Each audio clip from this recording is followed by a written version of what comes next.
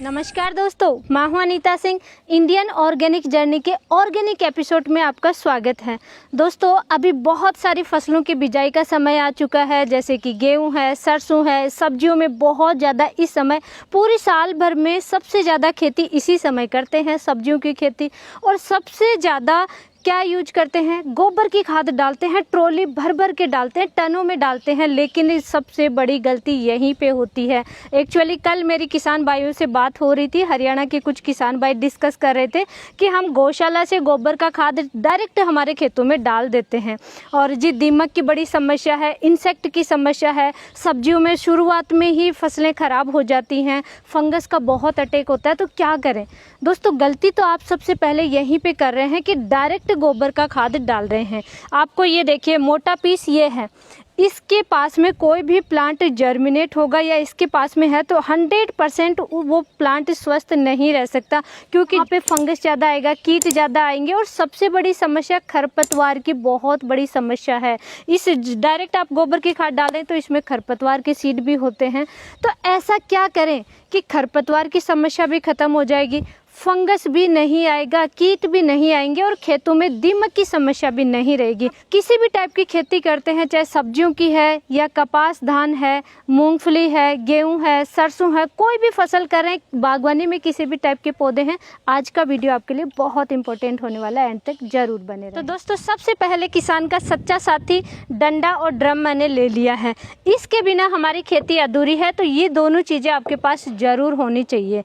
अब क्या करना है? गोबर की खाद को उपचारित करके डालना है, और वो भी बहुत ज़्यादा कोई खर्चा नहीं करना है। कि फंगस है, विल्ट वगैरह की समस्या सब्जियों में बहुत ज़्यादा आती है। पूरी जो आप पहले जो रासायनिक फर्टिलाइज़र डालते हैं, ऑर्गेनिक फर्टिलाइज़र डालते हैं, कई तरीके के सीड आप महंगे महंगे परचेज करते हैं, लेबर कॉस्टिंग वगैरह सारा सब कुछ खराब हो जाता है। जब विल्ट की समस्या आती है, फ्लोरिंग स्टेज जैसे ही शुरुआत होती है, तो कोई भी फंगस है, कोई भी बैक्टीरियल डिजीज है, कुछ भी नहीं आए, उसके लिए सबसे पहले 200 लीटर पानी लीजिए। अगर आप 1 एकड़ में कितना भी गोबर डाल दें, उसके लिए 200 लीटर पानी सफिशिएंट है। पानी फिर आप एक्स्ट्रा भी ले सकते हैं। इस पानी में सबसे पहले आपको डालना है दोस्तों ट्राइकोडर्मा और सूडोमोनास। ट्राइकोडर्मा आप 1 लीटर की बोतल डाल दीजिए 1 एकड़ के लिए। आप 500 ml भी डाल सकते हैं, बट 1 एकड़ सफिशिएंट है, क्योंकि अगर आप तुरंत तैयार करेंगे, टाइम नहीं लेना है। 1 एकड़ के लिए 1 लीटर की बोतल लेनी है ट्राइकोडर्मा की। ऐसा नहीं है कि ये बना करके आपको लंबे समय तक स्टोर करना है, फिर गोबर की खाद में डालना है। नहीं दोस्तों, आप तुरंत ये काम सारा कर लेंगे। तो ये पहले मैं ट्राइकोडर्मा डाल देती हूँ। गेहूं की खेती के लिए वरदान है दोस्तों। सब्जियों की खेती इस टाइम, गोभी वगैरह कोई भी आप सब्जियों की खेती कर रहे हैं, मिर्च, टमाटर, आपको गोबर की खाद डायरेक्ट डालनी ही नहीं है, उपचारित करके ही डालना है। और ये कोई बहुत महंगा खर्चा नहीं है, बहुत कम खर्चा है। जितना आप महंगे महंगे इंसेक्टिसाइड, फंगिसाइड परचेज करेंगे, उससे बहुत कम खर्चा है। ये ट्राइकोडर्मा मैंने डाल दिया है। अब हम लेंगे सूडोमोनास। दोस्तों, ट्राइकोडर्मा, सूडोमोनास ये मेरे पास लिक्विड फॉर्म में है। आपके पास अगर पाउडर फॉर्म में है तो डायरेक्ट इस तरीके से देखिए, गोबर का आप बेड बना लीजिए। थोड़ा हमने ऊंचा बनाया, आप थोड़ा चौड़ाई में बना सकते हैं, और इसके ऊपर डायरेक्ट छिड़काव कर देना है। आप पानी की आवश्यकता नहीं रहेगी, फिर डायरेक्ट आपको छिड़काव करना है। आगे मैं बताती रहूँगी कैसे डालना है।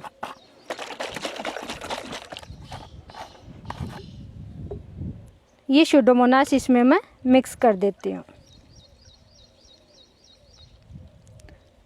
जो भी शुरुआती स्टेज में फसलों में समस्याएं आती है, कोई भी समस्या देखने को नहीं मिलती है। अगर केवल ट्राइकोडर्मा लेंगे तो भी अच्छा है, केवल सूडोमोनास लेंगे तो भी अच्छा है। अगर ये दोनों नहीं है, तब भी आप एक तरीका मैं बताऊंगी जिससे आप खेत बिल्कुल गोबर की खाद को उपचारित कर सकते हैं। लेकिन ये दोनों अगर मिल जाएं तो बहुत अच्छा है, और आसानी से कहीं भी मिल जाते हैं। अब क्योंकि दोस्तों इनको डेवलप करना है, डेवलप करके आपको डालना है, तो डेवलप करने के लिए हमें चाहिए गुड़। और ये मैं 1 एकड़ के लिए लगभग 2 केजी गुड़ ले रही हूँ। और आप 1 केजी, 2 केजी, कितना भी जो आसानी से मिल जाए उतना ही गुड़ ले सकते हैं। तो ये गुड़ इसमें डाल देती हूँ।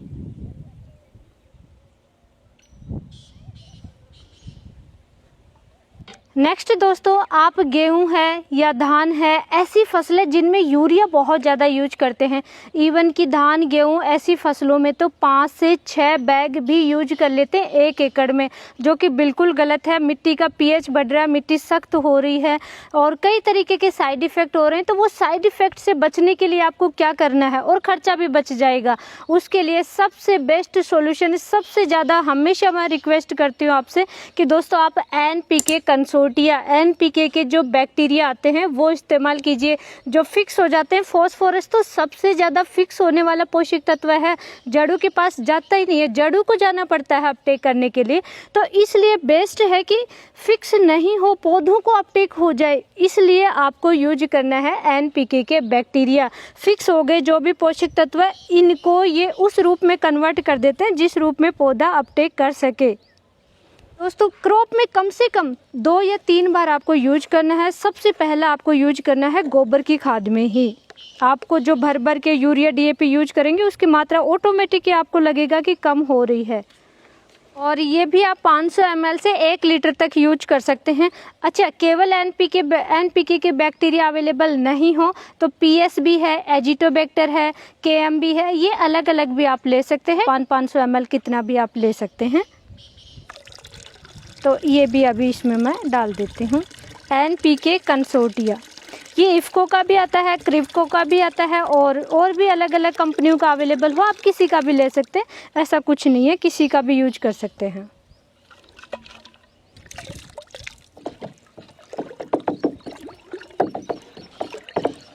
आपके पास अगर इनमें से कोई भी चीज़ नहीं है तो आप उसको हटा भी सकते हैं। सिंपल तरीका आपको मैं बताती हूँ, कुछ भी नहीं है तो गुड़ और केवल आप गौमूत्र ले सकते हैं। और ये गौमूत्र इस तरीके से बेड बनाना है। बेड बना करके गौमूत्र में भी बहुत ज़्यादा न्यूट्रिशन वैल्यू होती है, नाइट्रोजन वगैरह की, तो आप गौमूत्र से भी पूर्ति कर सकते हैं। गोबर की खाद क्योंकि सूख जाता है, न्यूट्रिशन वैल्यू कम हो जाती है, तो इसलिए। और साथ ही डीकम्पोज का काम भी करता है गौमूत्र। अगर आपके पास वेस्ट डीकम्पोजर, कुछ किसान भाई पूछते रहते हैं कि मैम कहाँ मिलेगा आप, तो हम गौमूत्र को इस्तेमाल कर सकते हैं डीकम्पोज करने के लिए। तो गौमूत्र अभी हम डाल देंगे भैया। गौमूत्र और गुड़ का पानी भी केवल आप डालेंगे तब भी बहुत ही जल्दी डीकम्पोज हो जाएगा गोबर की खाद।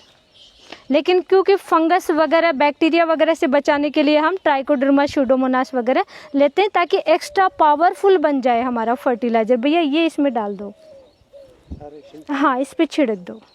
ये इस तरीके से आपको ऊपर ऊपर डाल देना है, फिर जैसे पानी वगैरह और चीज़ें मिलाओगे तो पूरे में ये चला जाएगा।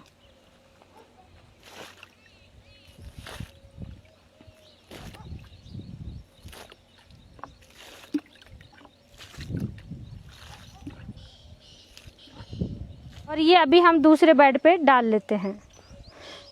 दोस्तों आपको केवल गोबर की खाद डालना है तो भी आप डाल सकते हैं। इसके अंदर गोबर की खाद में भी कोई भी आप फर्टिलाइज़र मिलाना चाहते हैं तो वो भी आप मिला सकते हैं। जैसे कि जिप्सम वगैरह यूज करते हैं किसान भाई, या सरसों की खल वगैरह यूज करते हैं, तो वो भी आप इसमें ऊपर ही डाल दीजिए। फिर धीरे धीरे आप जैसे बीच बीच में मिक्स करेंगे तो ऑटोमेटिक सब में मिक्स हो जाएगा। अब हम डालेंगे दोस्तों बीच बीच में होल करके ये जो हमने कल्चर तैयार किया है। पावरफुल तो तभी बनेगा जब ये हम मिक्स कर देंगे। अब डालना कैसे है दोस्तों, ये देखिए बीच बीच में होल बनाना है आपको ताकि ये अंदर तक जाए। भैया डाल दो।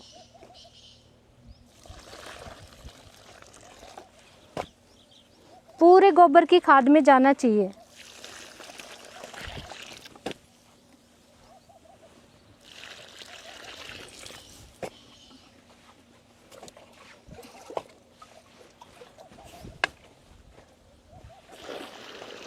ये देखिए इस तरीके से आपको ये जो भी कल्चर, इस कल्चर को आप 24 घंटे पहले या 2 दिन 3 दिन पहले भी बना सकते हैं और तुरंत भी बना सकते हैं अगर आपके पास टाइम नहीं है तो।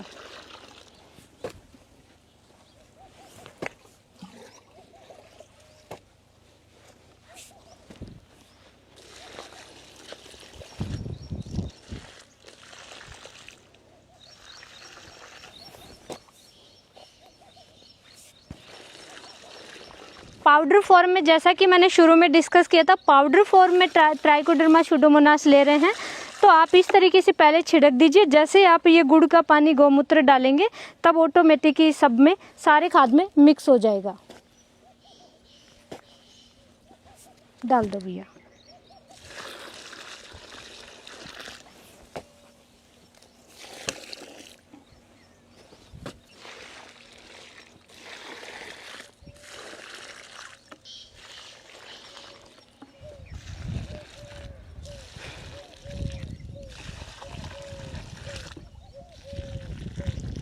बेड पूरा गीला होना चाहिए। आपने 200 लीटर में तैयार किया लेकिन पूरे खाद को ये गीला नहीं कर पाएगा, तो बाद में आप पानी चला देना है। पूरा अच्छे से गीला होना चाहिए खाद नीचे तक। हाँ, पूरे पे डाल दो भैया।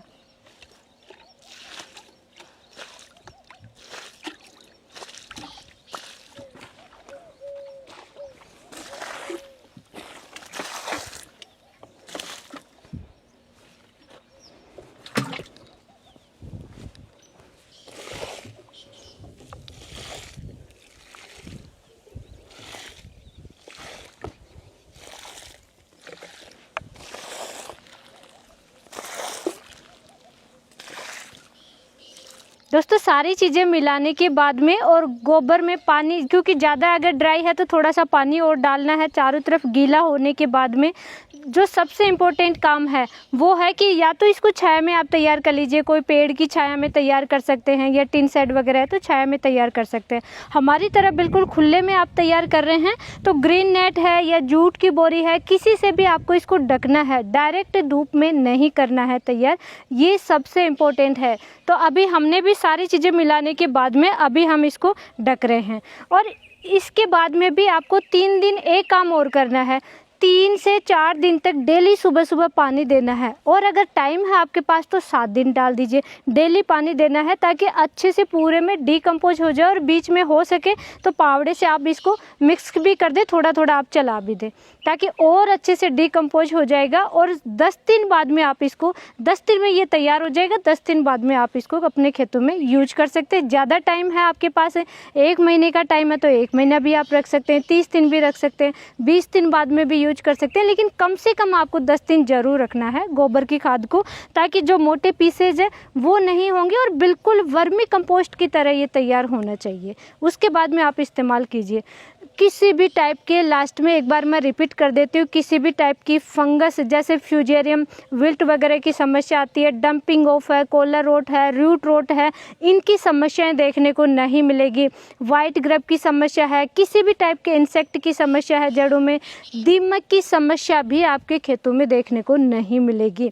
और अगर आप बायोनिमेटोन, पैसिलियोमाइसिस लिलासिनेस आप मिला लेंगे तो फिर इन्हीं के साथ में, तो दोस्तों आपकी फसलों में निमेटोड की समस्या भी देखने को नहीं मिलेगी। डायरेक्ट गोबर का खाद नहीं डालना है, विशेष ध्यान रखना है। आने वाले सीजन में गेहूं, सरसों की लार्ज स्केल पे खेती होती है तो अभी से आप तैयारी कर लीजिए। बेड बना करके इसी तरीके से गोबर की खाद को तैयार कीजिए। आप 5 क्विंटल डाल रहे हैं तो 2.5 क्विंटल, 2 क्विंटल ही डालिए। 6 ट्रॉली डाल रहे हैं तो 2 या 3 ट्रॉली डालिए, आधा कर दीजिए, आधी क्वांटिटी में डालिए। रिजल्ट आपको उससे भी ज़्यादा अच्छा मिलेगा जितना आप भर भर के डालते हैं। साथ ही आपने एनपीके के बैक्टीरिया आप डाल रहे हैं तो जो यूरिया है, डीएपी है, उनकी आवश्यकता भी बहुत कम हो जाएगी। और इस तरीके से दोस्तों आप अपनी मिट्टी को स्वस्थ रख सकते हैं, फसलों को स्वस्थ रख सकते हैं। कैंसर जैसी गंभीर बीमारियों से आप अपने देश को, खुद को, साथ ही जनता को बचा सकते हैं और उनकी हेल्प भी आप कर सकते हैं इसी तरीके से। और हमारी इस तरीके की लाइव नॉलेजफुल जानकारी अगर आपको अच्छी लगती है तो वीडियो को लाइक कीजिए, ज़्यादा से ज़्यादा किसान भाइयों तक शेयर जरूर कीजिए, चैनल को सब्सक्राइब कीजिए। धन्यवाद।